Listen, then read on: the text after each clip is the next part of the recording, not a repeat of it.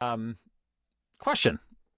Have you thought about how much you would need to sell your business today? And I don't need necessarily a number, but how do you go about thinking about that? This is interesting because this has come up a few times. I've had a couple people approach me making an assumption that my business is much larger than it is. Sometimes I think I'm a little bit gifted like Ducati, the motorcycle company. People think Ducati's huge. And when I got my job at Ducati, there were 30 people that ran the office. Mm-hmm. So, so I think Manana no Mas is a little bit like that. I think people do a Google search and they see all the content and they go, "Oh, this must be a big company." And we're not. We're not a big company. So we've had some offers and people want to entertain. I go, what would that look like? How would I sell that? And then if you listen to the guy that wrote the book, The SaaS Playback, he does the SaaS Playbook. Um, I have it. I might have to. Why can't I remember his name? It's right on the tip of my tongue. I'll Google it while He you're has talking.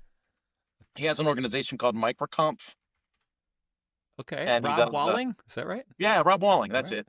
Rob Walling. He's kind of a genius in the space.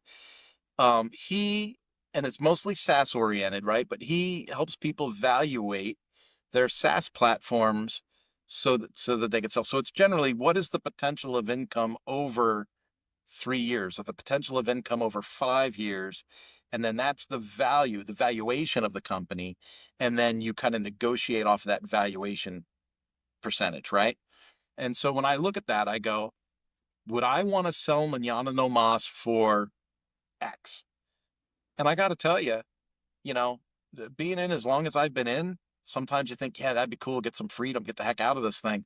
But the other side of me is like, I've done all this work and I finally feel like we're seeing light at the end of the tunnel where it's beginning to get an energy of its own and I'm not responsible for everything, right?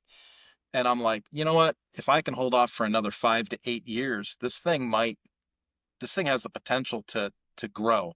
And so, yeah, I'm not really looking to sell right now, but looking at the formula to figure out what the value is can get depressing. If you're a WordPress professional and you like what you heard there, go to the WPMinute.com/subscribe. Join that newsletter so you never miss an episode, or search for the WP Minute wherever you get your podcasts. We're out there fighting for you, the WordPress professional.